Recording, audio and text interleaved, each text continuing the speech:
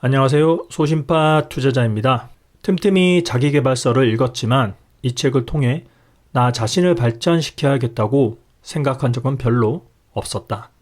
나는 서울대 출신으로 박사 학위를 받았고 교수까지 되었다. 그런데 무슨 자기계발이 더 필요할까? 더 훌륭한 교수가 되려면 더 좋은 논문을 쓰면 되고 동료 교수들과 좋은 관계를 유지하며 강의를 잘하고 학교 업무와 프로젝트를 잘 처리하면 된다. 어떻게 하면 더 나아질 수 있을지 충분히 알고 있었다. 어떻게 해야 할지 몰라서 자기계발서를 읽으며 고민할 필요는 없었다. 사회과학 분야에서는 다른 책은 몰라도 최소한 자기계발서는 무시한다. 사회과학에서는 사람이 어떤 사회에서 태어나 자랐는지, 어떤 부모를 만났는지, 본인의 성격이나 재능, 친구들, 그리고 어떤 교육을 받았는지에 따라 사람의 삶이 결정된다고 본다. 본인이 이렇게 살아야겠다고 결심하고 노력한다고 해서 큰 변화가 생기는 것은 아니라고 여긴다. 그런데 자기계발서는 그가 살아온 주변 환경은 무시하고 본인의 노력에 따라 삶이 달라진다고 주장한다.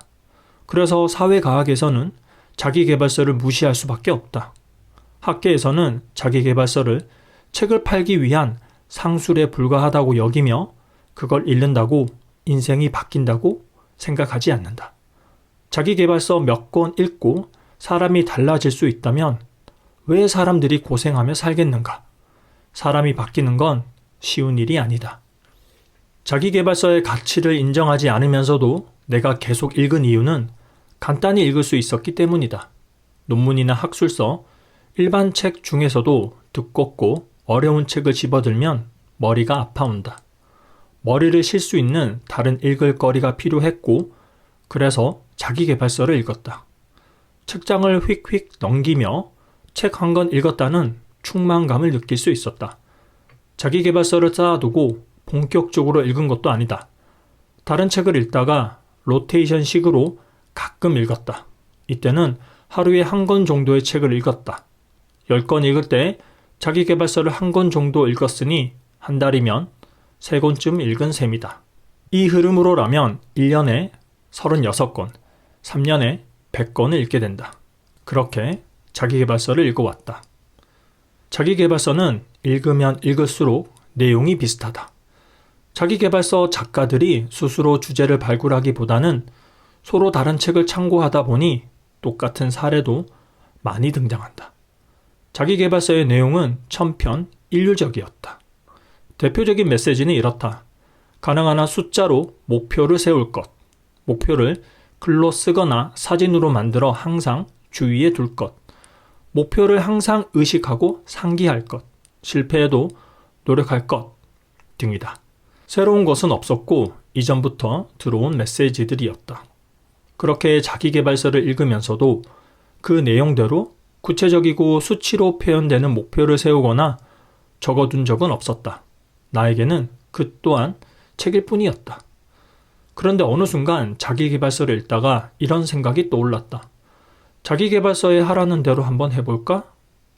언제 그런 생각을 했는지, 왜 갑자기 이런 생각을 했는지 기억나지 않는다. 나는 그날 그날의 일을 메모식으로 기록하는데 큰 감동이나 깨달음을 얻게 되면 그것도 기록한다.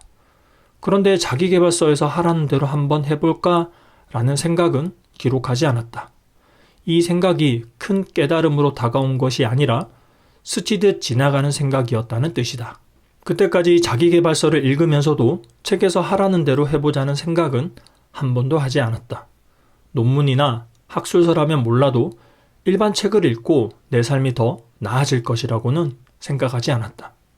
책은 시간과 에너지를 갉아먹는 존재일 뿐 나 자신을 변화시키는 동력은 아니었다.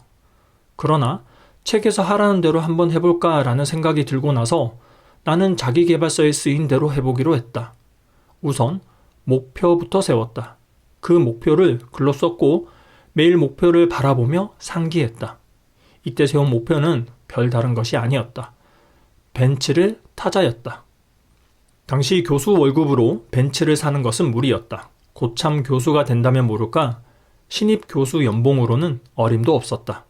자동차에 대한 로망이 있는 사람이라면 벤츠나 고급 스포츠카를 한 번쯤 꿈꿨을 것이다. 지금은 수입차를 거리에서 쉽게 볼 수 있지만 당시만 해도 수입차 판매 비율이 5% 정도였다. 그래서 꿈은 꿔보지만 불가능하다고 생각하는 것 중 하나였던 벤츠 구매를 목표로 삼았다. 몇십억, 몇백억의 재산을 목표로 삼지는 않았다. 그것은 불가능하다고 생각했다. 자기계발서에서 하라는 대로 목표를 정하고 그 목표를 종이에 쓰고 벤츠 사진을 구해 매일 볼 수 있는 곳에 붙여두었다. 그렇게 하면서도 벤츠를 탈 수 있다고 진심으로 생각하지는 않았다. 그렇다고 월급이 오르는 것도 아니지 않는가.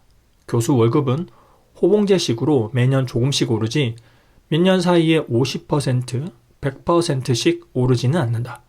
또 이런다고 복권에 당첨될 리도 만무하다. 벤츠를 타는 내 모습은 여전히 상상할 수 없었다. 그러나 달라지는 게 있었다.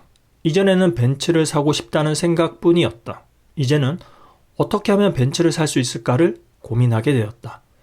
질문이 바뀌면 생각도 달라진다. 이때부터는 벤츠를 살 방법을 찾기 시작했다. 돈부터 모아야 했다. 저축만으로는 오래 걸리니 더 많은 돈을 모을 수 있는 투자 방법을 찾고 실제로 투자도 했다. 현재 월급만으로는 벤츠를 구매할 돈을 모으기 어려웠다. 다른 수입원도 고려해야 했다. 지금 부수적으로 돈을 벌 수 있는 일이 무엇인지를 찾고 그 일을 했다. 벤츠의 기본 모델은 6천만 원에서 7천만 원이면 구매할 수 있었다. 하지만 전 재산을 털어 차를 살 수는 없었다. 여유 자금은 있어야 했다. 그래서 1억을 모으면 벤츠를 사도 된다고 생각했다. 그때부터 1억을 모을 방법을 찾고 또 투자하기 시작했다.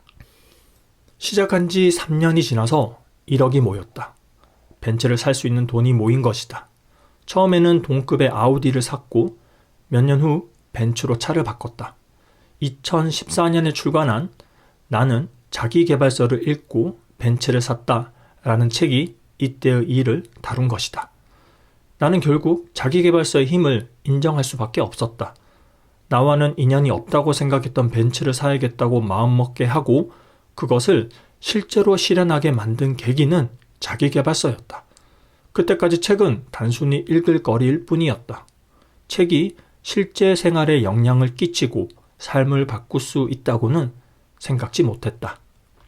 하지만 그게 아니었다. 책에는 읽는 사람의 사고방식과 삶을 바꿀 힘이 있었다. 2010년대 초반 벤츠 사건을 통해 책은 단순한 읽을 거리가 아니라 사고방식과 행동을 바꾸는 힘이라는 것을 실감하게 되었다. 책을 책으로만 보면 읽을 거리일 뿐이다. 하지만 책이 자기 자신을 변화시킬 수 있음을 인정하면 책은 스승이 되고 지침이 된다. 내가 심심풀이로만 보았던 자기계발서는 단순한 유흥거리였다. 그러나 자기계발서가 내 마음과 행동을 바꿀 수 있다고 인식했을 때 자기계발서는 벤츠를 사고 투자활동을 하게 만드는 지침이 되었다. 이런 식으로 책이 나에게 영향을 끼친 주요 사건 중 하나는 비트코인 투자였다. 나는 비트코인으로 돈을 벌었다. 2014년 비트코인 가격이 개당 50만 원일 때 비트코인에 투자했다. 처음에는 100만 원 정도만 투자했다. 돈을 잃어도 별 타격이 없다고 생각한 금액이었다. 이후 비트코인은 계속 오르기 시작했다. 물론 비트코인 가격이 계속 오르는 것은 아니다. 특히 2018년에는 비트코인 가격이 폭락했다. 하지만 나는 비트코인이 화폐로서 자리 잡을 가능성을 높게 보았고 계속해서 투자를 유지했다. 시간이 지나 비트코인 가격이 1,000만 원이 넘었고 나는 1억을 벌었다. 이를 통해 다시 한번 책이 내 삶에 끼친 영향을 실감했다. 책을 읽고 그 내용을 실천하면 삶이 바뀔 수 있다. 하지만 그 책이 자기계발서든 어떤 종류든 상관없다. 중요한 것은 그 책을 어떻게 받아들이고 실천하느냐다. 이렇게 자기계발서에서 얻은 교훈은 비트코인 투자에만 적용된 것이 아니다. 내가 했던 다른 모든 일에도 적용되었다. 강의 준비, 논문 작성, 학생 지도, 교수 생활까지 말이다.